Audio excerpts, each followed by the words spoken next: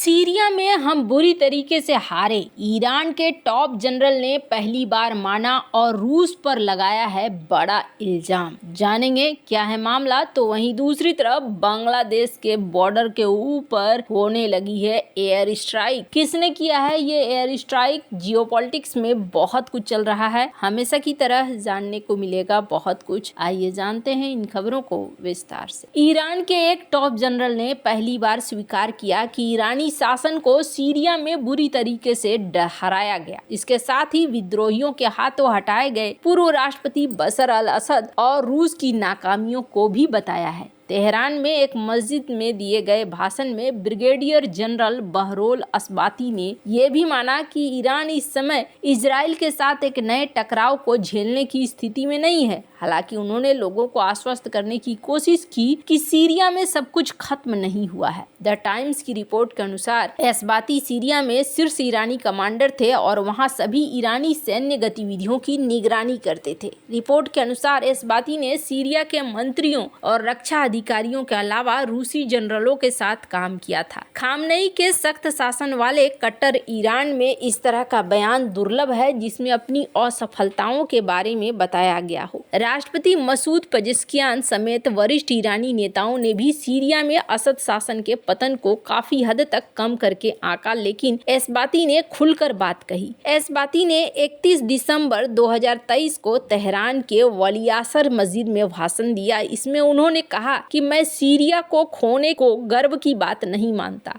हम हार गए और हम बुरी तरीके से हार गए। हमें बहुत बड़ा झटका लगा और ये बहुत मुश्किल रहा है। अपने भाषण के बाद उपस्थित लोगों के सवालों के जवाब में अस्बाती ने कहा कि ईरान ने लेबनान और क्षेत्र में अन्य जगहों पर इजराइल की कार्रवाई के बाद 2 बार जवाब दिया था, लेकिन स्थिति तीसरे दौर के हमले को संभाल नहीं सकती थी। जब उनसे पूछा गया कि ईरान इस क्षेत्र में स्थित अमेरिकी सैन्य संगठनों पर, सैन्य ठिकानों पर हमला क्यों नहीं करता है, तो अस्बाती ने कहा कि सामान्य ईरानी मिसाइलें इन ठिकानों के आसपास स्थित एडवांस अमेरिकी एयर डिफेंस को भेद नहीं सकती। टाइम्स के अनुसार अस्बाती ने कहा कि असद शासन के पतन को रोका नहीं जा सकता था। उन्होंने कहा कि असद के शासन में सीरिया में भ्रष्टाचार फैल गया। ईरानी जनरल ने कहा कि ईरान ने असद को राजनीतिक सुधार करने के लिए कहा था, लेकिन इन चेतावनियों को नजरअंदाज कर दिया गया। इस दौरान उन्होंने असद के सबसे बड़े सहयोगी रूस की नाकामी की भी पोल खोलकर रख दी। अस्बाती ने कहा कि रूस ने ईरान को गुमराह किया और बताया कि रूसी लड़ाकू विमान विद्रोहियों पर बमबारी कर रहे हैं, जबकि वो असलियत में खुले मैदानों में बम गिरा रहे थे। उन्होंने रूस पर अप्रत्यक्ष रूप से सीरिया के अंदर इजराइल के मदद के आरोप लगाए, क्योंकि रूस ने रडार बंद कर दिए थे। अब इसमें क्या क्या सच है ये तो यही जाने, पर ऐसा नहीं है असद के शासन से रूस को भी नुकसान हुआ है इनके शासन के खत्म होने से। कट्टर शिया मुल्क ईरान के खिलाफ मुस्लिम देशों ने विरोध शुरू कर दिया। हाल ही में जब अरब लीग क्षेत्रीय ब्लॉग ने गुरुवार को ईरान से कहा कि वो बशर अल असद के शासन के हटने के बाद सीरिया में नए संघर्ष के लिए उकसावे को बढ़ावा न दे। ईरान पर आरोप है कि वह सीरिया में असद के समर्थकों को समर्थन देकर नए संघर्ष की भूमिका बना रहा है। इसी 8 दिसंबर को तेहरान के सहयोगी बशर अल असद के शासन को सीरिया के इस्लामिक विद्रोहियों ने उखाड़ फेंका था। असद को देश छोड़कर भागना पड़ा था। वह इस समय रूस में शरण लिए हुए हैं। लेबनान में हिजबुल्लाह के बाद सीरिया में असद के पतन ने ईरान को बड़ा झटका दिया है, जिसने क्षेत्र में अपना एक प्रमुख सहयोगी खो दिया है। सीरिया में तख्तापलट ने लेबनान तक जाने वाली ईरान की सप्लाई लाइन काट दी है। इस बीच सीरिया में असद के वफादारों ने देश की नई सरकार के खिलाफ हमले शुरू किए हैं। आरोप है कि इसे ईरान का समर्थन हासिल है। सीरिया के नए शासन ने गुरुवार को असद के गढ़ में एक अभियान शुरू किया, जहां उनके लड़ाकों और पूर्व सरकार से जुड़े हथियारबंद गुटों के बीच घातक झड़पें हुई थी। अरब लीग ने कहा कि वह संघर्ष की चिंगारी को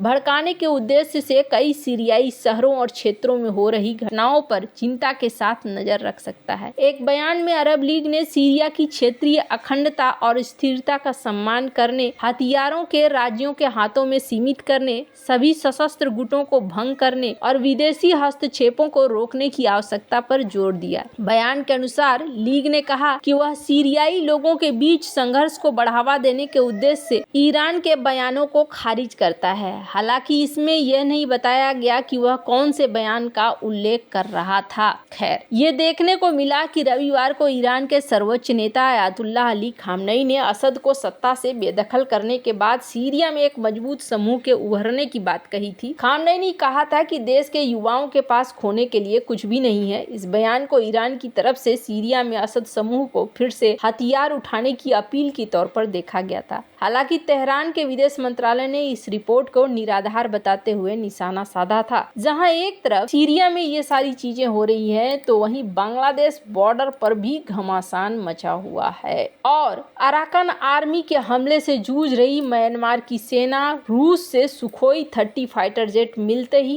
एक्शन में आ गई है। म्यांमार की सेना ने अराकान आर्मी पर बड़ा हवाई हमला बोलते हुए कम से कम 40 लोगों को मार दिया है। बताया जा रहा है कि म्यांमार की सेना ने बांग्लादेश से लगते पश्चिमी रखाइन प्रांत के गांव में यह हमला किया है। एएफपी की रिपोर्ट के मुताबिक अराकान आर्मी और म्यांमार की सेना के बीच रखाइन प्रांत पर कब्जे के लिए भीषण लड़ाई चल रही है। अराकान आर्मी ने रखाइन प्रांत के ज्यादातर हिस्से पर कब्जा कर लिया है, लेकिन अभी भी राजधानी सितवे पर सरकारी सेना का कब्जा बना हुआ है। इसी वजह से अब अराकान आर्मी सितवे पर कब्जा करने के लिए लगातार हमले कर रही है। म्यांमार में साल 2021 में आंग सान सूची के सरकार को सेना से हटाने के बाद से ही देश गृह युद्ध से जूझ रहा है। पूरे देश के कई इलाकों पर अब विद्रोहियों का कब्जा हो गया है। इसमें रखाइन प्रांत भी शामिल है, जो भारत और बांग्लादेश की सीमा से लगता है। रोहिंग्या बहुल इलाका है। अराकान आर्मी ने बांग्लादेश से सटते पूरे बॉर्डर पर अपने कब्जे में ले लिया है। भारतीय सीमा से सटते इलाके पर भी अराकान आर्मी का कब्जा हो गया है। अराकान आर्मी के प्रवक्ता खैंग थू खा ने कहा है कि म्यांमार की सेना के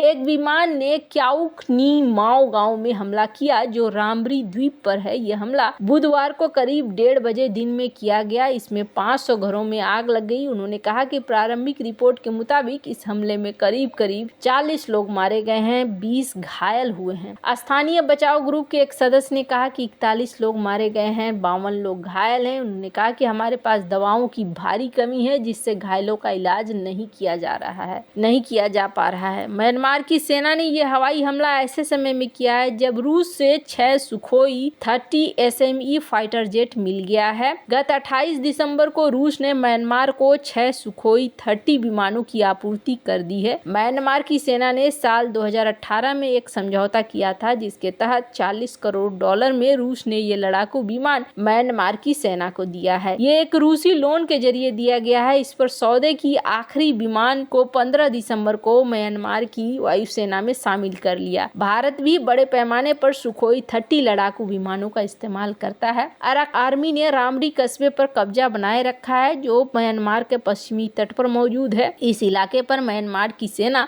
लगातार हवाई हमले कर रही है। मीडिया रिपोर्ट के मुताबिक रखाइन प्रांत के 17 कस्बों में से 14 पर अराकान आर्मी का कब्जा हो चुका है और यहाँ पर अब 3 बचे हुए हैं। 3 में कैसे क्या होता है ये आने वाले समय में पता चलेगा, पर इतना जरूर है कि ये सब कुछ होने से यहाँ पर जो एक नया देश बनने की बात हो रही है, इस नया देश को रोकने की कोशिश कर रही है जुंटा सरकार। और ऐसे हालातों में रूस ने जिस तरीके से म्यांमार की मदद की है, इसे देखकर लगता है कि मामला यहाँ पर कुछ और ही है, जिसकी वजह से रूस अब म्यांमार के हाथों में कमांड जुंटा सरकार के पास रहने देना चाहता है और इसलिए इसने यहाँ पर मदद भी करी है। वैसे आपको क्या लगता है इन सब मामले में, आपकी क्या राय है, कमेंट कर जरूर बताएं। जल्द मिलते हैं अगले वीडियो में नई खबर के साथ।